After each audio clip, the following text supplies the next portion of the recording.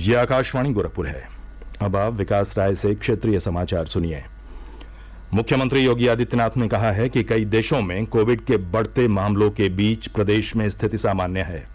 Covid प्रबंधन के लिए गठित उच्चाधिकारियों की टीम के साथ लखनऊ में आज बैठक में श्री योगी ने कहा कि कोविड टीकाकरण अभियान में तेजी लाई जाए और लोगों को टीके की एहतियाती डोज लगवाने के लिए जागरूक किया जाए।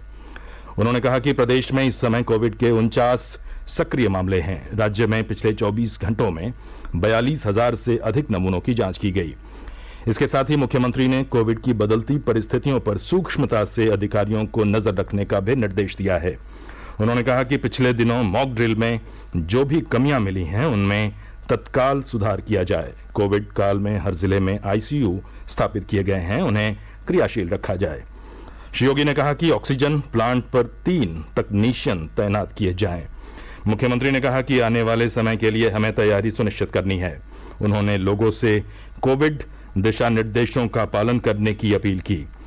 श्री योगी ने कोविड काल में सेवा देने वाले सभी अस्थायी और आउटसोर्सिंग कार्मिकों को बकाया मानदेय का भुगतान तत्काल कराने का भी निर्देश दिया। मुख्यमंत्री योगी आदित्यनाथ ने कहा है कि प्रधानमंत्री नरेंद्र मोदी आगामी 13 जनवरी को वाराणसी से डिब्रूगढ़ तक सबसे बड़े रिवर क्रूज पर्यटन के सबसे लंबे रिवर क्रूज गंगा विलास इपिक को हरी झंडी दिखाकर रवाना करेंगे। उन्होंने यात्रा के संबंध में आवश्यक तैयारियां सुनिश्चित करने का निर्देश दिया है। मुख्यमंत्री ने आगामी फरवरी माह में लखनऊ में होने वाले वैश्विक निवेशक शिखर सम्मेलन से पूर्व बाराबंकी जिले में आयोजित 1 दिवसीय निवेशक एवं निर्यातक सम्मेलन की सराहना करते हुए कहा कि ये प्रयास अन्य जिलों के लिए प्रेरणा स्रोत है। उन्होंने कहा कि ऐसे आयोजन अन्य जिलों में भी किए जाने चाहिए। उच्चतम न्यायालय ने नगरीय निकाय चुनाव में अन्य पिछड़ा वर्ग को आरक्षण देने संबंधी याचिका को सुनवाई के लिए मंजूर कर लिया है। प्रदेश सरकार ने इलाहाबाद उच्च न्यायालय की लखनऊ खंडपीठ के फैसले के बाद उच्चतम न्यायालय में अपील दायर की है। उच्च न्यायालय ने पिछले दिनों निकाय चुनाव में राज्य सरकार की अन्य पिछड़ा वर्ग को आरक्षण देने संबंधी अधिसूचना को निरस्त करते हुए तत्काल चुनाव कराने का निर्देश दिया था। उच्चतम न्यायालय 4 जनवरी को प्रदेश सरकार की याचिका पर सुनवाई करेगा। उच्चतम न्यायालय ने वर्ष 2016 में 500 और 1,000 रुपए के नोटबंदी के निर्णय को सही ठहराया है। न्यायालय ने कहा है कि इस निर्णय से पहले केंद्र सरकार और भारतीय रिजर्व बैंक के बीच परामर्श हुआ था।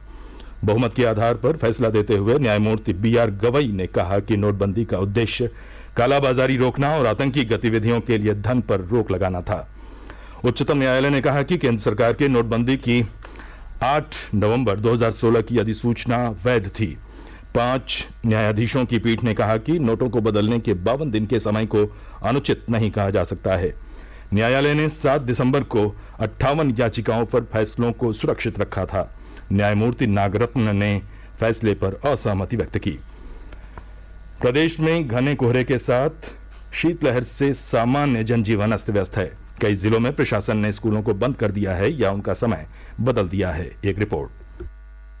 राज्य में आज सुबह जबरदस्त कोहरे की वजह से वाहन लगभग रेंगते हुए चल रहे थे और कई स्थानों से दुर्घटनाओं के भी समाचार मिले हैं। हाथरस जिले में घने कोहरे की वजह से एक कार और ट्रैक्टर में हुई जबरदस्त भिड़ंत में 3 लोगों की मौत हो गई, वहीं 3 अन्य लोग बुरी तरह घायल हो गए। घने कोहरे की वजह से रेल और हवाई सेवाओं पर भी असर पड़ा है और लंबी दूरी की कई ट्रेनें अपने निर्धारित समय से घंटों देरी से चल रही है। हालांकि प्रशासन ने अलाव जलाने और रैन बसेरे में सुविधाएं देने का काम जरूर किया है, लेकिन रात में न्यूनतम तापमान 5 से 8 डिग्री के बीच चला जा रहा है, जिससे लोगों को खासी परेशानी हो रही है और खासतौर पर सड़क पर गुजर बसर करने वाले लोग मुश्किल में हैं। कई जिलों में 8वीं तक के स्कूल बंद कर दिए गए हैं, वहीं कुछ जिलों में इनके समय में भी तब्दीली की गई है। सुशील चंद्र तिवारी, आकाशवाणी समाचार, लखनऊ।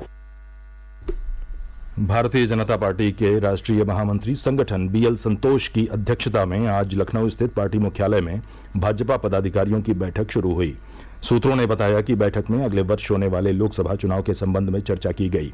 साथ ही आगामी निकाय चुनाव की तैयारियों और संगठन के कार्यों की भी समीक्षा हुई। बैठक में भाजपा प्रदेश अध्यक्ष भूपेंद्र सिंह चौधरी और प्रदेश महामंत्री संगठन धर्मपाल सिंह सहित पार्टी के अन्य पदाधिकारियों ने भाग लिया।